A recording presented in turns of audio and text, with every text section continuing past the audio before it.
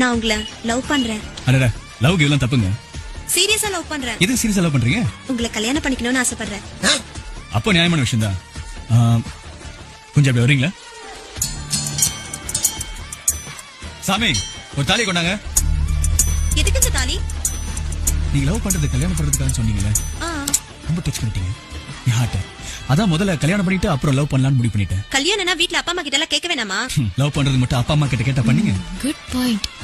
கல்யாணம் பண்ணா தாலி எல்லாம் வெளியில தெரியும். யாராவது பார்த்தா தப்பா நினைக்க மாட்டாங்க. நீங்க எதுக்கு தாலியெல்லாம் வெளியில காட்டுறீங்க?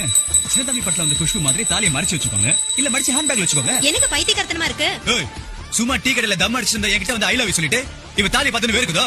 எனக்கு இது முட்டாள்தனமா பேசிக்கிட்டேன். முட்டாள் கிட்டால் என்ன பொண்ணு கூட பார்க்காம முகரை பேத்துறோம்.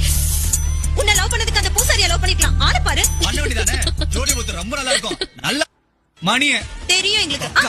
என்ன லுக் விடுற? ஹோட்டலுக்கு சினிமா பைக்ல பேஸ் போட்டு சுத்துவீங்க, தேவையில்லாம் கைட்டு விட்டுருவீங்க. இதுக்கு பேர் லவ் இல்லடி, ஜவ்வு. தமிழ் சூப்பர்.